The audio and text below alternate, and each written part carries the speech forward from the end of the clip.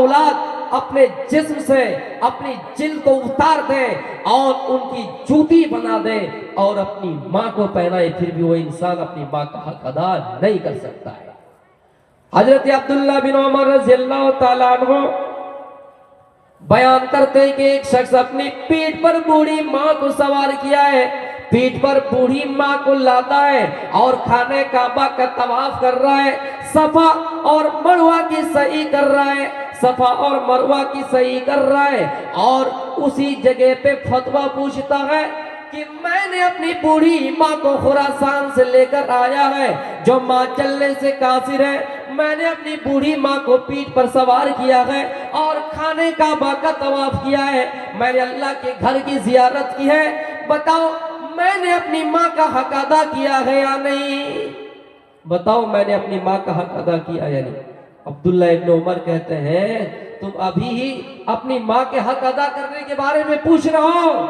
जब तुम्हारी माँ तुझे पैदा कर रही थी, तुझे जन रही थी, जब तू इस दुनिया में आ रहा था, तेरी माँ जब तुझे पैदा कर रही थी, पहली चीख निकली आह करके, पहली आवाज निकली, अभी तक तुमने उस आह का हक अदा नहीं किया है, तो फिर कैसे ये हक अदा कर सकते हो? जब तुम छोटे थे तुम्हारे बाप ने तुम्हें उंगली पकड़कर चलना सिखाया, जब तुम बिस्तरों पर पेशाब कर देते थे तुम्हारी माँ दाएं से बाएं करती थी, बाएं से दाएं करती थी, जब दोनों तरफ गीला, जब दोनों तरफ तर हो जाया करते थे बिस्तर, तो तुम्हारी माँ तुझे अपने सीने पर रखती थी, तुम कैसे अपनी माँ का हक अदा कर सकते?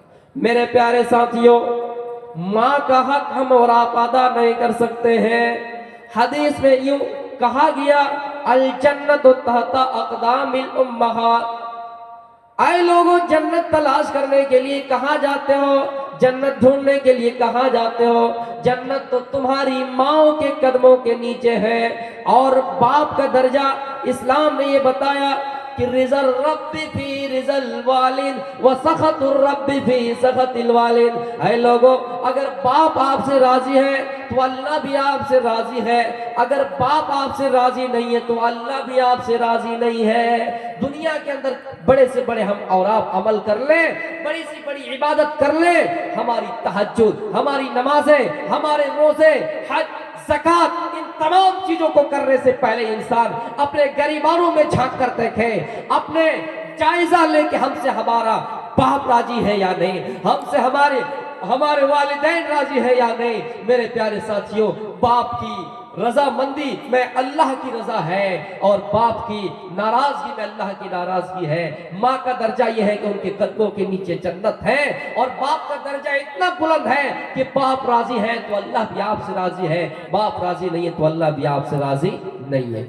मैंने कहा तरबियत औलाद, इसलिए बाप की भी जिम्मेदारी है, माँ की भी जिम्मेदारी है कि अपनी औलाद को सही तरबियत दे, अपनी औलाद को पढ़ाए, अपनी औलाद को दीनी तालीम दे।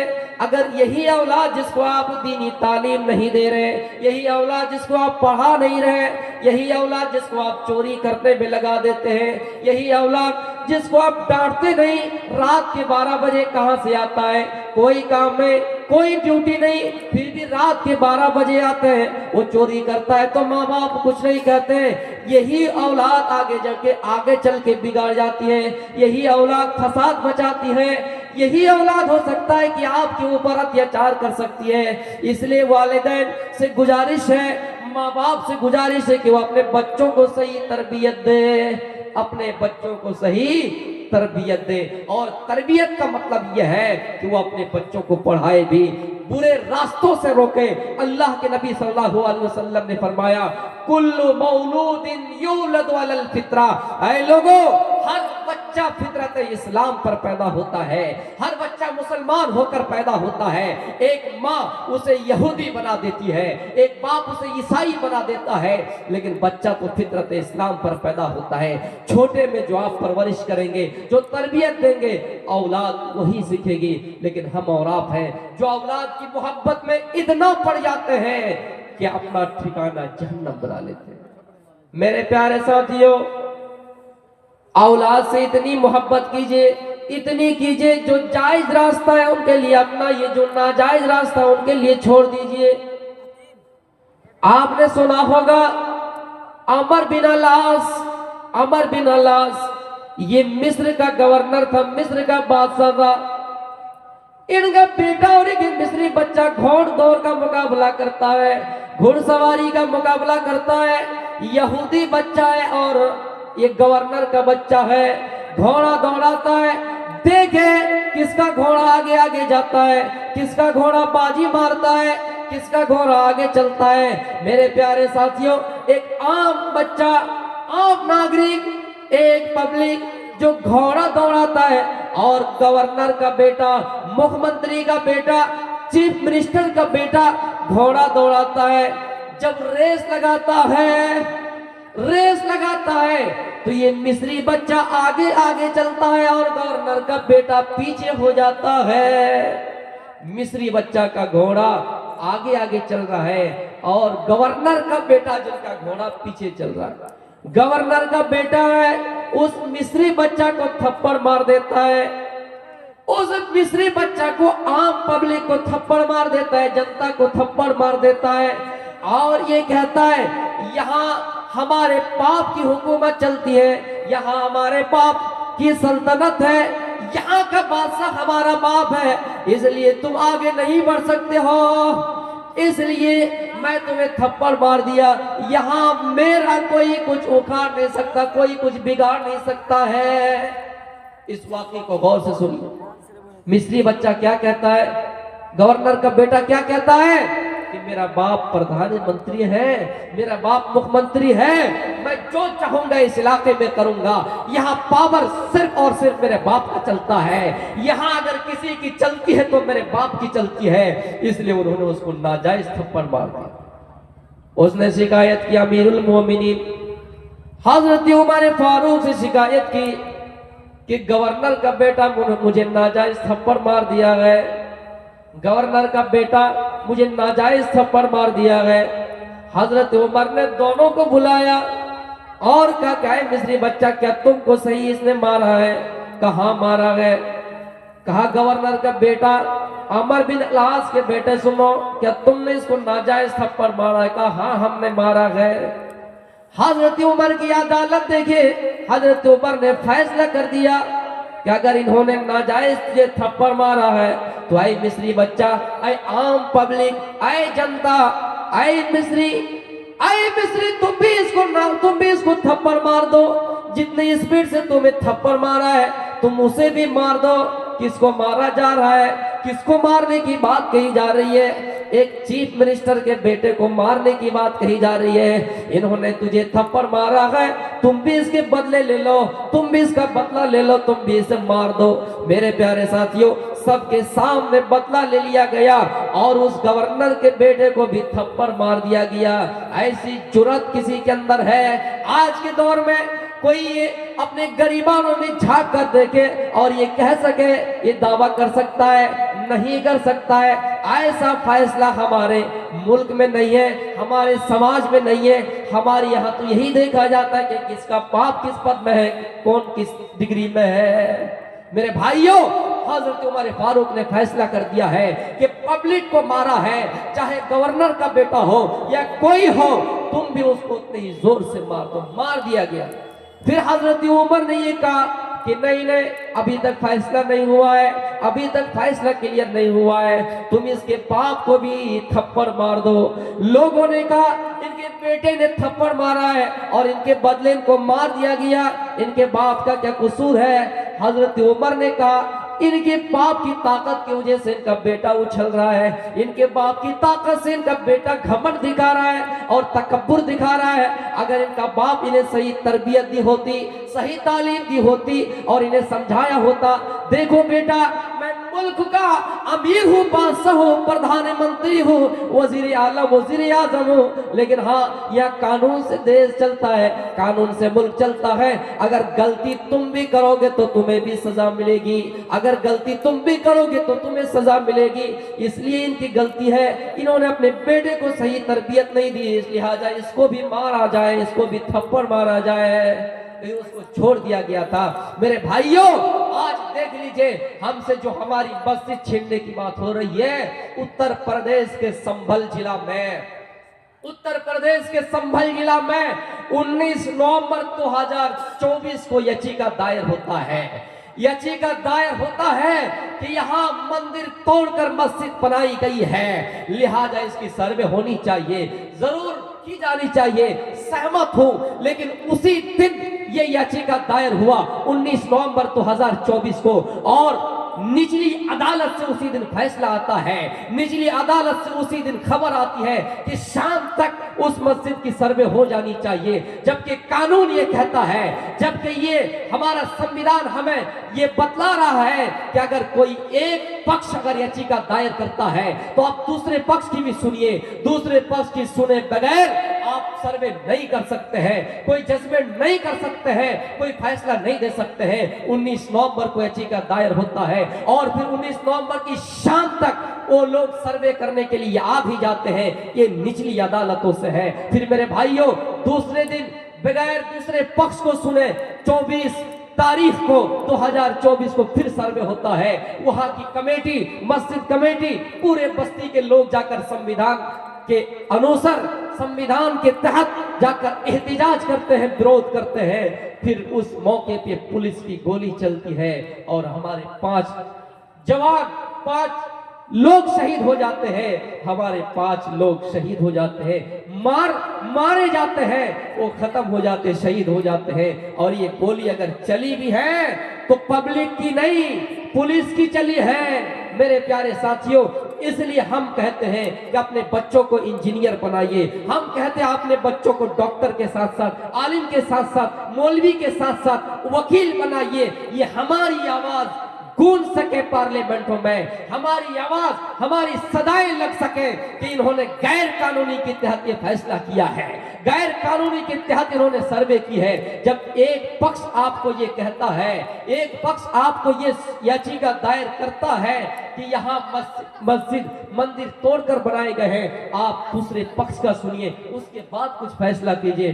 दूसरे पक्ष का सुने बगैर कैसे आप जाके सर्वे करिए? मेरे भाइयों, ये हम नहीं कह रहे हैं, ये पूछता है भारत, ये किसी भी कानून में नहीं है। गैर कानूनी से वहां सर्वे की गई और वहां के 5 लोग मारे गए। मेरे भाइयों, हम अल्लाह से प्रार्थना कर रहे हैं, हम अल्लाह से दुआ कर रहे हैं, ऐ अल्लाह, जब जब फिरौन आया है, जब जब नमरूद आया है, तू उस वक्त मूसा को भेजा है। ऐ अल्लाह, तेरे घर खाने काबा की हिफाजत तूने अबाबील के जरिए से करा ली है। ऐ अल्लाह, हम मुसलमानों के अंदर ईमान की कमी है। मुसलमानों, अल्लाह से दुआ करो कि हम पक्के सच्चे मोमिन हो जाए। हमारी हिफाजत इंशाअल्लाह अबाबील के जरिए से अल्लाह कर लेंगे।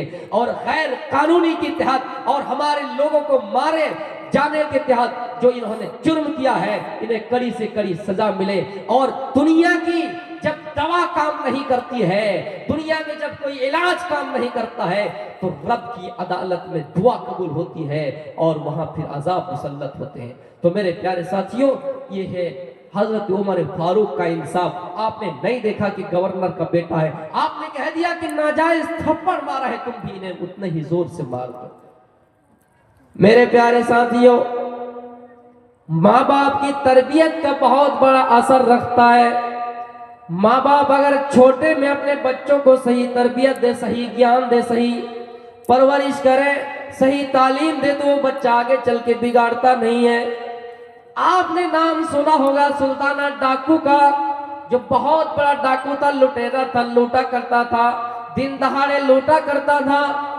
जब इनको पकड़ने के लिए अंग्रेज से लोग आए, जब इनको पकड़ने के लिए लोग दूर दराज से बुलाए गए और सुल्ताना डाकू को पकड़ लिया गया और ये फैसला सुना दिया गया कि सुल्ताना डाकू को कत्ल कर दिया जाएगा, सुल्ताना डाकू को फांसी के फंदे पे लटका दिए जाएंगे, सुल्ताना डाकू को तख्तेदार पर लटका दिए जाएंगे। मेरे प्यारे साथियों, सुल्ताना डाकू से आखिरी ख्वाहिश पूछी गई, आखिरी इच्छा पूछी गई, अरे सुल्ताना डाकू, अब तुम्हें फांसी दे दी जाएगी, अब तुम्हें तख्तेदार पर लटका दिया जाएगा, तुम्हारी आखिरी इच्छा क्या है, आखिरी ख्वाहिश क्या है, बताओ। सुल्ताना डाकू ने कहा, आखिरी मेरी इच्छा यह है कि मैं मरना भी चाहता हूँ तो मेरे माँ के सामने, मैं फांसी पे लटकना चाहता हूँ तो मेरी माँ के सामने, मेरी माँ इन मंजर को देखे। सुल्ताना डाकू की आखिरी ख्वाहिश के मुताबिक उनकी माँ को उनके सामने लाया गया। जब करीब था कि फांसी के फंदे पे लटका दिया जाए, सुल्ताना डाकू से पूछा, अच्छा ये बताओ कि तुम अपने माँ के सामने क्यों मरना चाहते हो?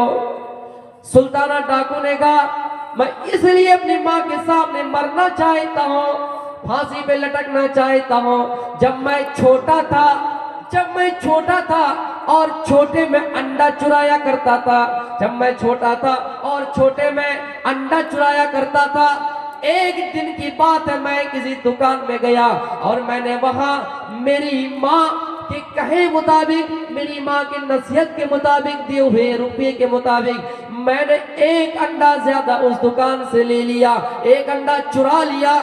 मैंने अपनी माँ को लाकर दे दिया।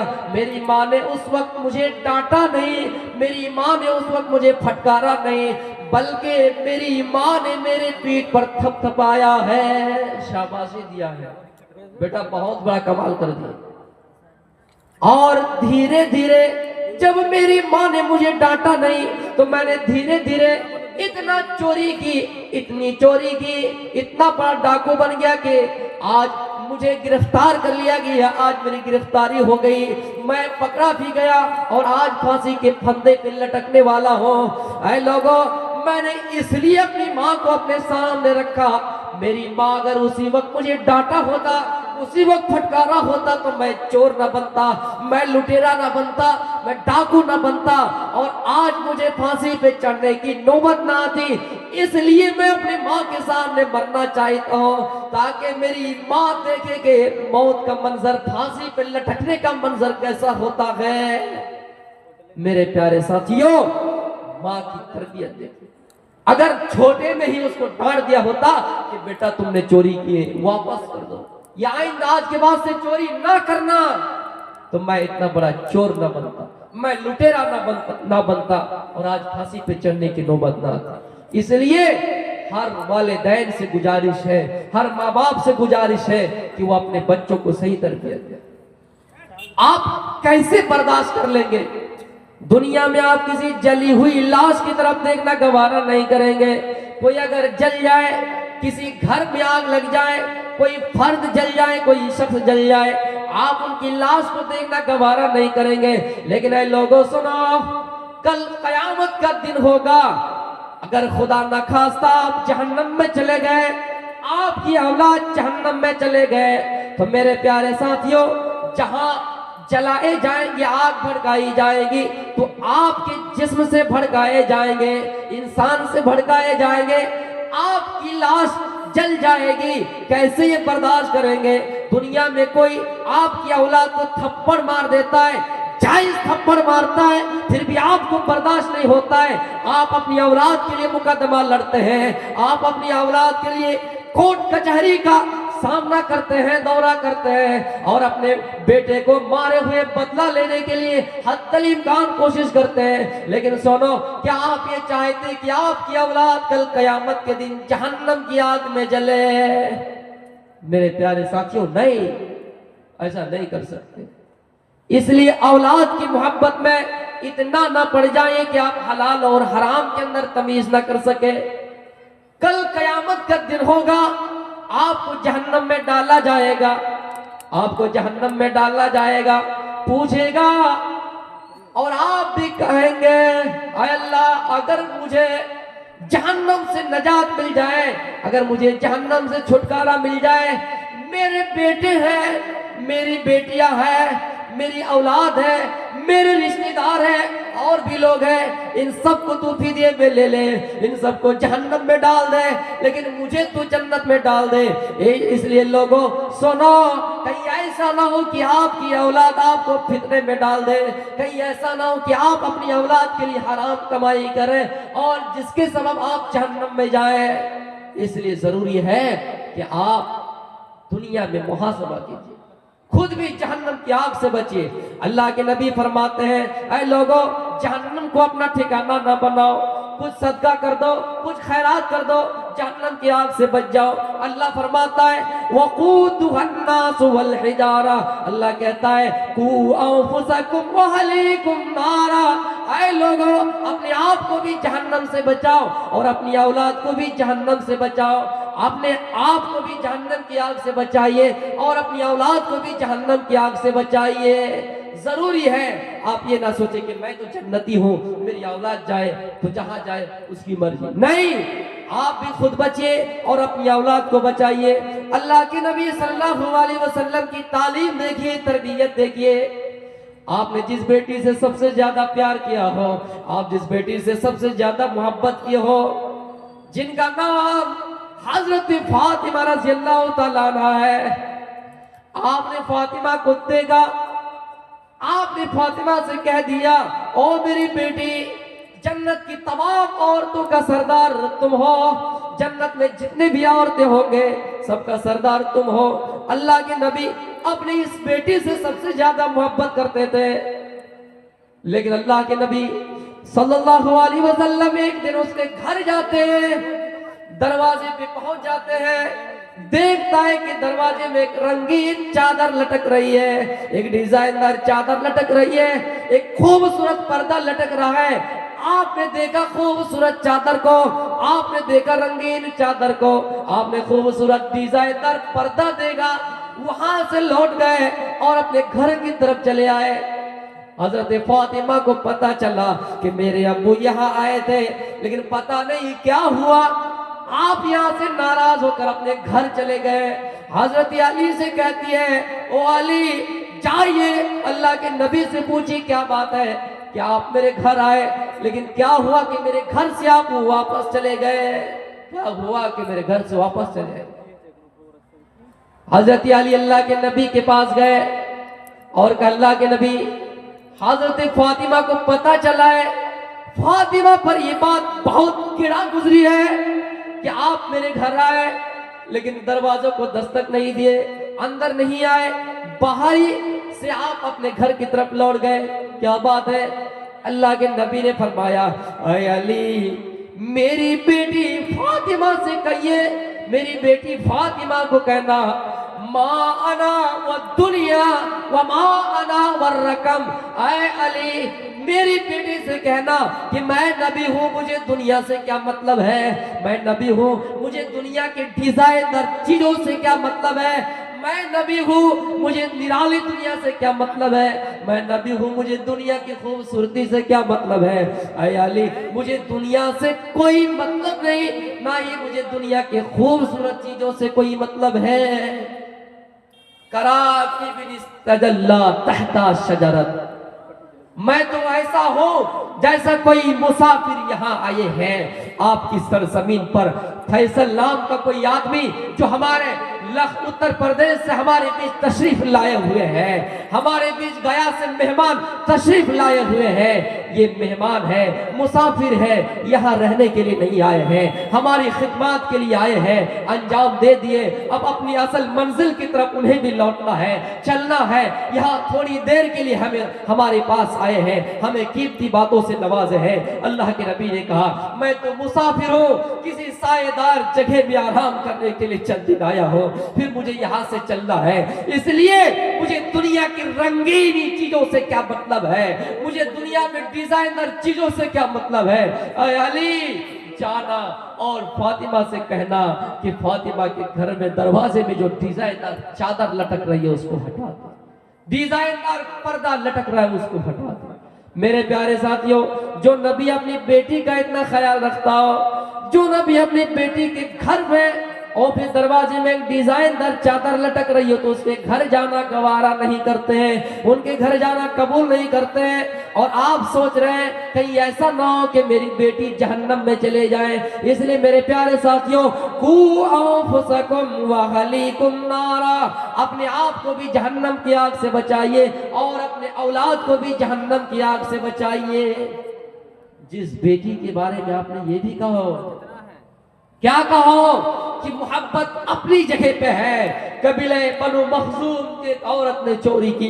कुरैश में खलबली बच गई कि बड़े घराने की औरत ने चोरी की है, बड़े खानदान की औरत ने चोरी की है। अल्लाह के नबी का फैसला है, शरीयत ये कहती है कि उसका हाथ काट दिया जाए। कुरान भी कहता है वस्सारिकु वस्सारिकतु फक्तौ ऐदहुम ऐदियहुमा, अगर कोई चोरी करता है, चोरी करने वाला मर्द हो या चोरी करने वाली औरत हो, फक्तौ ऐदहुम ऐदियहुमा, तो दोनों के हाथ काट दो। इस्लाम की अदालत क्या कहती है कि अगर कोई चोरी करे तो उसका हाथ काट दो। कुरैश में खलबली बच गए कि कुरैश की औरत ने चोरी की है, बनु मखजूम की औरत ने चोरी की है, अगर इनका हाथ काट दिया जाए तो कुरैश की बदनामी हो जाएगी, कुरैश की नाक कट जाएगी, कुरैश का कान कट जाएगा, कुरैश की इज्जत मिट्टी में मिल जाएगी, कुरैश की इज्जत मिट्टी में मिल जाएगी। इसलिए मशवरा किया कि कोई ऐसा आदमी भेजा जाए जो नबी से सिफारिश कर सके, जो नबी से ये कह सके कि अल्लाह के नबी उसको माफ कर दिया जाए। किसको तैयार किया? उसामा बिन ज़ैद रज़ियल्लाहु तआला अन्हु। उसामा अल्लाह के नबी के पास आए और कहा अल्लाह के नबी ऐसी ऐसी बात है। आप गुस्सा हो गए और कहा उसामा क्या तुम शरीयत को मिटाने की बात कर रहे हो? अरे उसामा सुनो, इससे पहले जो लोग हलाक हुए हैं, जो लोग बर्बाद हुए हैं, इसलिए हुए हैं जब उनके अंदर कोई बड़ा आदमी चोरी करता उसको छोड़ दिया जाता, और जब कोई छोटा आदमी गुनाह करता, चोरी करता, तो उसका हाथ काट दिया जाता। आज देख लीजिए, जिंदा जाबित मिसाल है कि अगर कोई गरीब घराने से कोई जुर्म करता है, जुर्म चाहे कितना ही छोटा हो, बिल्कुल ही छोटा हो, जेलों में चक्कियां पीस है, जेलों के सलाखों में बंद पड़ा है, लेकिन कोई अमीर आदमी अगर चोरी करता है तो जल्दी उनकी रिहाई हो जाती है। बिलकिस बानो के साथ जिन लोगों ने रेप किया और उनके बलात्कारों को रिहाई मिली, उनकी रिहाई के मौके पे खुशी मनाते हुए उन लोगों ने मिठाइयां तक से, अफसोस की बात है मेरे प्यारे साथियों, अल्लाह के नबी ने कहा उसामा सुनो, अगर मेरी बेटी फातिमा भी लौ अन्ना फातिमा बिन्त मुहम्मदिन सरकत लकतातु यदहा, अगर मेरी बेटी फातिमा भी अगर चोरी करती तो मैं उसका हाथ काट डालता। मेरे भाइयों, कोई है जो अपने बेटे को सजा दे, कोई है जो अपनी बेटी का हाथ काटे, कोई है जो अपने खानदान के लोगों को सजा दे? नहीं, ये अदालत अगर कोई उस जमाने में थी तो जनाब मोहम्मद रसूलुल्लाह की थी, हजरत उमर फारूक की थी, हजरत अबू बकर सिद्दीक रज़ियल्लाहु ताला अन्हु की थी। इसलिए आइडियल अगर किसी को बनाना है तो इन सहाबिया और सहाबियात को बनाना है। हम और आप सलमान खान का स्टाइल से चला करते हैं, हम और आप शाहरुख खान को अपना आइडियल मानने लगे हैं, हम और आप क्रिकेटर को अपना आइडियल मानने लगे हैं, उनकी सारी चीजों को याद कर लेते हैं, लेकिन हमें अफसोस है अली याद नहीं है, हमें अफसोस है उस्मान गनी रज़ियल्लाहु ताला अन्हु याद नहीं है। मेरे प्यारे साथियों, अल्लाह के नबी ने कहा कि अगर मेरी बेटी फातिमा भी चोरी करे तो मैं उसका हाथ काट दूंगा। मेरे प्यारे साथियों, ये है तरबियत। चुराने का ये रवाज है, सिस्टम है, उस जमाने से चले आ रहे हैं, लेकिन इस्लामी ममालिक हो तो उसका हाथ काट दिया जाएगा। मेरे प्यारे साथियों, आपको बताऊं, श्री कृष्णा जी, इनकी बहुत सारी लीलाएं थी। रात काफी हो चुकी है और तादाद भी बहुत कम है। श्री कृष्णा जी, इनकी बहुत लीलाएं थी।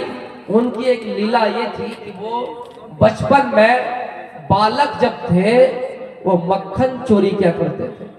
मैं उनको चोर नहीं कह रहा हूं, किसी धर्म को ठेस नहीं पहुंचा रहा हूं, वो इनको लीला थी।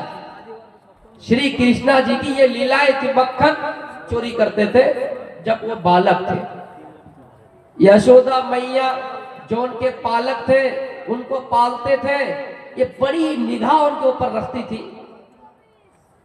लेकिन जब जब पता चलता कि मक्खन कौन चुराता है, यशोदा मैया एक दिन क्या किया, मक्खन की जो मटका होते हैं, मक्खन का मटका उन्होंने ऊपर रस्सी के सहारे से बांध दिया कि आज देखें कि कौन मक्खन चुराता है। श्री कृष्णा जी अपने साथियों के साथ मक्खन चुराने के लिए आ गए। अब जाहिर सी बात है, छोटे हैं और मटका इतना ऊपर लटकाया गया है कि श्री कृष्णा जी वहां तक पहुंच ही नहीं पाएंगे। तब क्या किया, छोटे में हमने देखा है, अभी भी खेल चलता है कि दो आदमी है, उसके पीठ पर किसी और को सवार कर दिया गया, उसके पीठ पर किसी और को सवार कर दिया गया ताकि वहां तक पहुंच सके।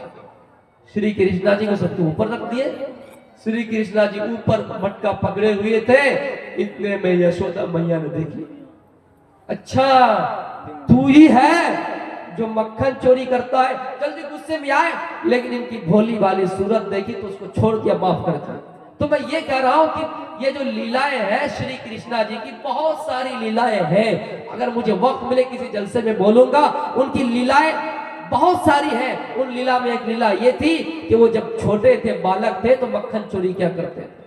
मेरे प्यारे साथियों, इस्लाम ये कहता है कि अगर कोई चोरी करे तो उसका हाथ काट दिया जाए।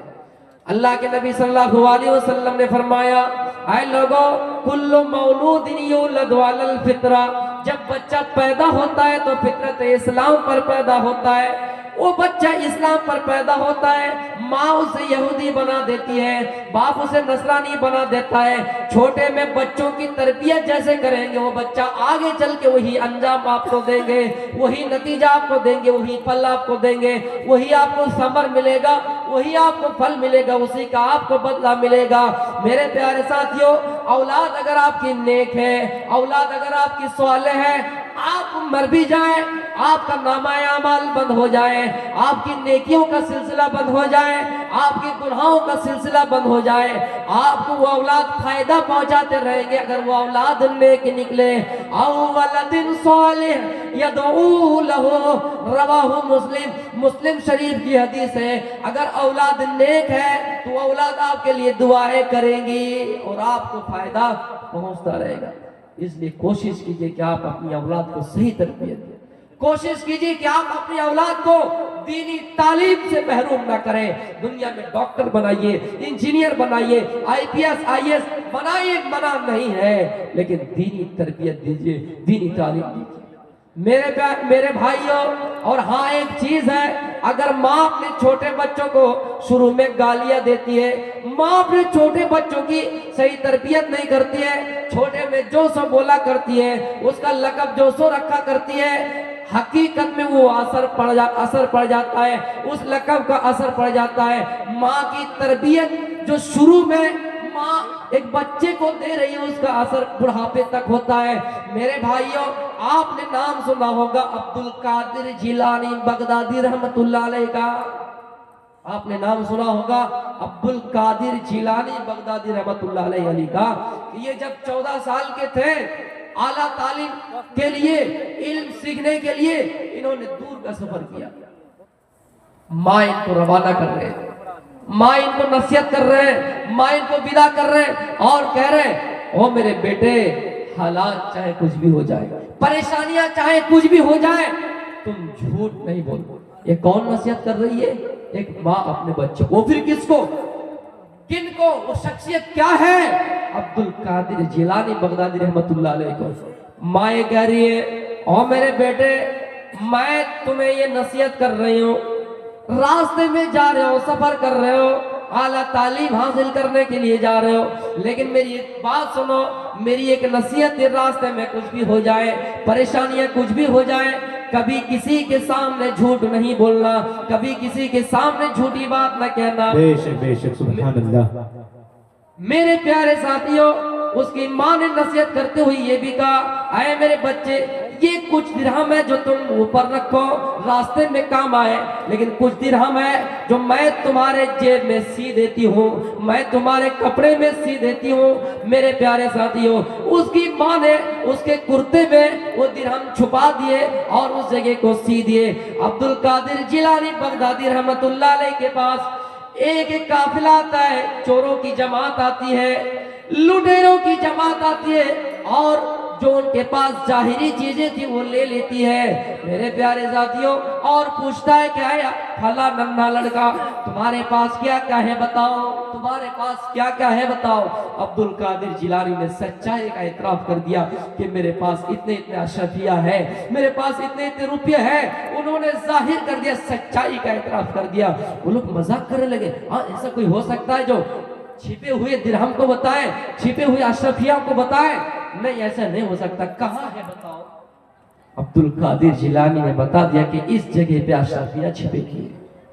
जब देखा गया, उस कुर्ते को फाड़ कर देखा गया, तो हकीकत में वो अशरफिया निकल गए। मेरे भाइयों, चोरों की जमात ने अब्दुल कादिर जिलानी बगदादी रहमतुल्लाह अलैह को अपने डाकू के सरदार के पास ले गए और ये माजरा सुनाया कि अब्दुल कादिर जिलानी ने सच्चाई का इतराफ कर दिया।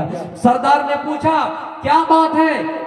तुम्हारी वो अशरफिया इस तरह महफूज थी, अगर तुम नहीं बताते तो खोज के नहीं मिलती, लेकिन क्या वजह है कि तुमने सच्चाई का इतराफ कर दिया? अब्दुल कादिर जिलानी कहते हैं, ये मेरी माँ की नसीहत थी, हालात चाहे कुछ भी हो जाए झूठ नहीं बोलना। मेरे प्यारे साथियों, फिर डाकुओं ने और डाकू के सरदार ने उसी जगह पे तौबा कर ली, उसी जगह पे रुजू कर लिया। आज तक हम हैं जो चोरी करते हैं, आज तक हम हैं जो लूटा करते हैं, आज तक हमें जो एक दूसरे पर डाका डालते हैं। और ये लड़का जिसको माँ की नसीहत याद है, जिसको माँ का फरमान याद है, माँ का कौल याद है, और उन्होंने माँ की बातों को ठुकराया नहीं और सच्चाई का एतराफ कर दिया। इसलिए लोगों, अगर हम दुनिया में गुनाह किए हैं, अगर हम दुनिया में अगर खता किए हैं, दुनिया में अगर हमसे गलतियां हो गई हैं, तो हम अल्लाह से तौबा करें, हम अल्लाह से दुआ करें। अल्लाह हमारी तौबा को कबूल करने वाला है। गुनाहों से हूँ शर्मिंदा, इलाही दर गुजर कर दे। गुनाहों से हूँ शर्मिंदा, इलाही दर गुजर कर दे। बड़ा मुजरिम हूँ मैं तेरा, इलाही दर गुजर कर दे। मेरे भाइयों, अब्दुल कादिर जिलानी ने सच्चाई का इतराफ किया, अपनी माँ की नसीहत को उस जगह पे पेश किया। सारे डाकू, कोई ये कहता है कि मुसलमान हो गए, कोई ये कहता है कि छीनने से झपटने से तौबा कर ली कि आज के बाद से हम लोग ऐसा नहीं करेंगे। माँ की नसीहत और इन बच्चे की, छोटे बच्चे की, उसका इकरार करना, उस पर अमल कर लेना, कुछ लोगों को तौबा करवाने पर जो लुटेरा है, जो डाकू है, मजबूर करवा दिया। तो मेरे प्यारे साथियों, इसलिए हालात कुछ भी हो जाए, हमें और आपको झूठ नहीं बोलना चाहिए। और वालिदैन को चाहिए, एक माँ को चाहिए कि वो अपने बच्चों की सही तरबियत करे, सही परवरिश करे, अपने बच्चों को सही ज्ञान दे कि कौन सा रास्ता सही है। ओ मेरे बेटे, ये जिना का अड्डा है, ये शराबी का अड्डा है, ये जुआरी का अड्डा है, ये कबाबी का अड्डा है। तुम यहाँ चोरी ना करना, तुम यहाँ शराब ना पीना, तुम यहाँ कुछ ना करना, अच्छे लोगों के साथ शामिल रहना, तुम यहाँ बुरे लोगों के साथ मत जाना। अगर लोहार के भट्टी में जाओगे तो तुम्हें लोहार की कुछ बदबू आएगी। अगर तुम किसी इत्र फरोश के वहां जाओगे तो तुम्हें जरूर इत्र की महक छुएगी, तुम्हारे जिस्मों में लगेगी। इसलिए मेरे भाइयों, हमें और आपको कोशिश करनी चाहिए कि हम और आप अच्छे लोगों में शुमार हो, हम और आप अच्छे लोगों के जमात में रहे। अल्लाह के नबी सल्लल्लाहु अलैहि वसल्लम फरमाते हैं, अल्लाह के नबी की हदीस है, अगर कोई दीनी मजलिस में शरीक होता है, शामिल होता है, अल्लाह के जिक्र में वो लगा रहता है, अल्लाह के जिक्र में मशगूल रहता है, अल्लाह की याद करता है, मेरे भाइयों, फरिश्ता अल्लाह से कहता है, ओ अल्लाह, आपके कुछ बंदे हैं जो फला सरजमी पे तकरीर हो रही थी, वहां दूर दराज से मेहमान आए हुए थे जो तेरे जिक्र कर रहे हैं, तेरा नाम ले रहा है। अल्लाह फरिश्तों से कहता है, ओ मेरे फरिश्ते, तू बता कि वो मेरा बंदा मुझे देखा है? कहा नहीं। अरे अल्लाह, वो तो तुझे देखा नहीं है। फिर कहता है, वो क्या मांग रहा है? वो बंदा क्या मांग रहा है? फरिश्ता कहता है, अल्लाह, वो बंदा जन्नत मांग रहा है। अल्लाह कहता है, आए मेरे फरिश्ता, क्या वो बंदा जन्नत देखी है? कहा नहीं। फिर कह रहे वो फरिश्ता, ये बता वो बंदा किससे नजात, किससे पनाह मांग रहे हैं? फरिश्ता कहता वो जहन्नम से पनाह मांग रहा है। अल्लाह कहता है, क्या वो जहन्नम देखी? कहा नहीं। अल्लाह कहता है, मैंने उन तमाम लोगों को बख्श दिया। तो मेरे प्यारे साथियों, ये दीनी मजलिस में बैठने के फवाइद है। अच्छे लोगों में शामिल रहिए, अच्छे लोगों के साथ आपका शुमार हो, एक दुनिया में अच्छी पहचान बनाइए, चाहे किसी भी मैदान में हो। मैं नहीं कह रहा हूं कि आप तकरीरी मैदान में आए, हर मुसलमान दाई है, हर मुसलमान इल्म को आगे पहुंचा सकता है। हर मुसलमान दाई है, कोई खत्तो खिताबत के जरिए, कोई तकरीरी मैदान में, कोई तहरीरी मैदान में, कोई अपने अखलाक हसना दिखाकर एक दूसरे को अपने मजहब में ला सकता है। लेकिन ला इकराह फिद्दीन, दीन के मामले में कोई जबरदस्ती नहीं है। मैं आपको बता दूं हिमाचल प्रदेश के अंदर एक औरत ने हाल ही में ऐसा कारनामा अंजाम दिया जिसको देखकर पूरी दुनिया तंग रह गई। जिस औरत को मोहब्बत की देवी कहा जाता हो, जिस औरत को मोहब्बत की निशानी कहा जाता हो, हिमाचल प्रदेश के अंदर दो कश्मीरी से वो औरत कहती है कि यहाँ अगर रहना है, यहाँ अगर बिजनेस करना है, यहाँ अगर तुम्हें तिजारत करनी है तो तुम्हें जय श्री राम का नारा देना है। आज भी इतिहास के पन्ने उठा कर देखिए, सोशल मीडिया पर देखिए, अखबारात पर देखिए, उस औरत ने कहा हम तो अब तक सुनते आ रहे थे कि नौजवान ऐसा कर रहे हैं, हम तो आज तक सुन के आ रहे थे आरएसएस के चेले ऐसे कर रहे हैं, लेकिन एक औरत ने ऐसा कारनामा अंजाम दिया। आखिरकार उन दो कश्मीरों को वहां से तिजारत करने नहीं दिए और हिमाचल प्रदेश से भगा दी। तो मेरे भाइयों, मैं ये कह रहा हूं कि यहाँ हम और आप मुसलमान हैं, हमें कोई किसी के सामने ये नहीं कहना कि तलवार के जोर से इस्लाम कबूल करो। हमारा इस्लाम कभी नहीं झुका है और आज भी नहीं झुकेगा। ये इस्लाम है जिसको जितना दबाया जाएगा ये उतना उभरेगा। मेरे नबी की ये तालीम है, लोगों तुम अपने अखलाक से लोगों को, अपने अखलाक के रस्सी से लोगों को जकड़ने की कोशिश करो, कभी अपना हथियार इस्तेमाल न करो। और मेरे नबी की तालीम भी ये भी है, जो ये कह रहे हैं दीपावली के मौके पर, जो ये कह रहे हैं किसी शुभ अवसर के मौके पर कि जनाब मोहम्मद रसूलुल्लाह के पुतले बनाए जाए और उनको जलाए जाए, मेरे नबी की तालीम यह है कि लोगों अगर तुम जंग के मैदान में हो, अगर लड़ने के लिए गए हो, अगर एक तरफ काफिर है दूसरी तरफ मुसलमान है, फिर भी किसी मुसलमान को ये पावर नहीं है, किसी मुसलमान को ये हक नहीं है कि किसी गरीब पर अत्याचार करे, किसी बूढ़े पर लाठी चलाए, किसी औरत पर जुल्म करे, किसी मासूम बच्चे को कत्ल करे। नहीं, ये कानून जंग के अंदर भी इस्लाम ने बनाई है, जंग के अंदर भी ये कानून है। मेरे भाइयों, इससे बढ़कर कौन सा मजहब मिल सकता है जिसको कहा गया वेदा हामिद पुरुष महान इमादत तोड़ तपस प्रस्तात अन्याया। ऐ लोगों, तुम्हें इस्लाम पर लाने के लिए, तुम्हें सत्य मार्ग पर चलाने के लिए, सीधा रास्ता दिखाने के लिए अहमद नाम का एक आदमी जन्म लेगा, जो पुरुष होगा, जो इंसान होगा, वरुण तपस्या, ईश्वर की बहुत ज्यादा तपस्या करेगा, ईश्वर को बहुत ज्यादा याद करेगा। तुम उसकी कुटिया में चले जाना, तुम उसके नक्शे कदम पर चलना और उसी के नक्शे कदम पर चलकर अल्लाह से जन्नत मांगना, जहन्नम से पनाह मांगना। हाँ सुनो, यंग नहीं आया जो मोहम्मद के तरीके पे ना चलेंगे, जो मोहम्मद के बताए हुए रास्ते पे ना चलेंगे, उसके लिए कोई दूसरा रास्ता नहीं जिससे वो स्वर्ग हासिल कर सके, उसके लिए कोई दूसरा रास्ता नहीं जिससे वो पैराडाइज जा सके, उसके लिए कोई दूसरा रास्ता नहीं जिससे वो प्रधान नगर जा सके। हमें पटना जाना है, हमें दिल्ली जाना है, अगर यहाँ रास्ता ट्रैफिक जाम हो जाए, यहाँ किसी चीज का विरोध चल रहा हो, प्रदर्शन चल रहा हो, हम जहाज के जरिए चले जाएंगे। हमारे लिए दुनिया में बहुत से रास्ते हैं, लेकिन अल्लाह कहता है जन्नत जाना है तो मोहम्मद रसूलुल्लाह के तरीके को ही अपनाना है, जिसको वेदों में भी कहा गया वेदा हामिद पुरुष महान इबादत तो वरुण तपसा परस्तात अन्याया। उसी के कुटिये में चले जाना, उसी के नक्शे कदम पर चलना, उसके अलावा कोई दूसरा मार्ग नहीं है, उसके अलावा कोई दूसरा रास्ता नहीं है। कुरान भी तो यही कहता है वमय्यब्तगी गैरल इस्लाम दीना फलन युक़बल मिनहु व हुवा फिल आखिरति मिनल खासिरीन। ऐ लोगों, इस्लाम को छोड़कर दूसरे मजहब को तलाश करने वालों, इस्लाम को छोड़कर दूसरे मजहब में एंट्री करने वालों, इस्लाम को छोड़कर दूसरे मजहब को अपनाने वालों, इस्लाम के अलावा अगर किसी मजहब में शामिल हो रहे हो, तुम्हारा वो दीन हरगिज कबूल नहीं किया जाएगा और आखिरत में तुम नुकसान उठाने वाले में से हो जाओगे। इसलिए मुसलमान हर रिकात में सूरह फातिहा की तिलावत करता है और ये कहता है यह दिन सिरातल